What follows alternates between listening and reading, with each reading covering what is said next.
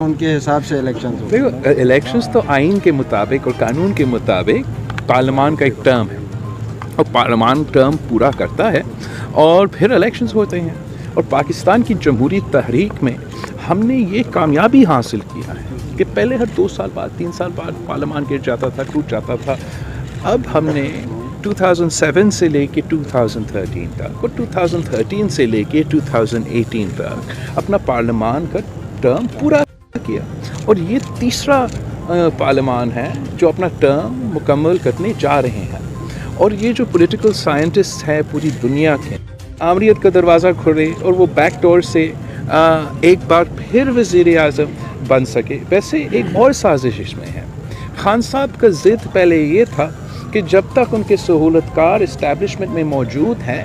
ان کے دوران ان کا اپنے کرسی پہ بیٹھنے کے دوران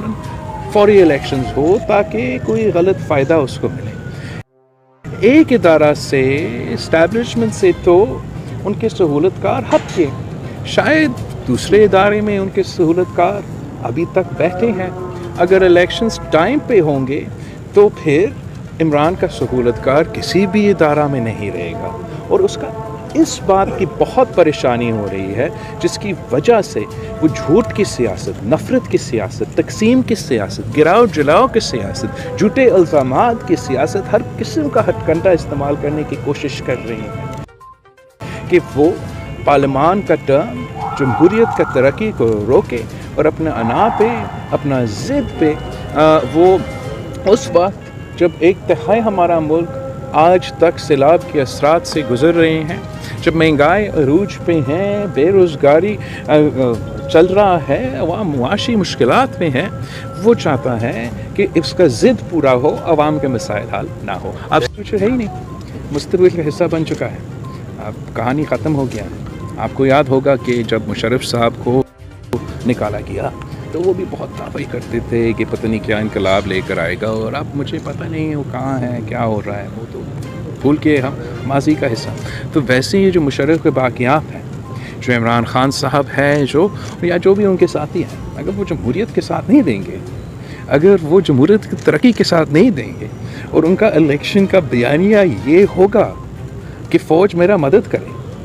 کہ ادارے ہمارے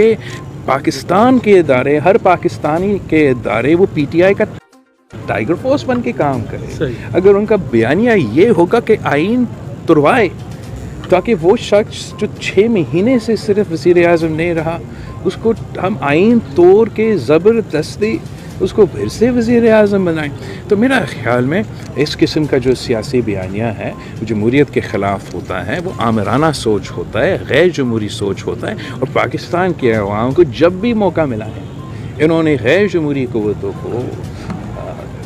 سلیکٹڈ قوتوں کو شکست دلوایا ہے اور جمہوری قوتوں کو منتخب کروایا.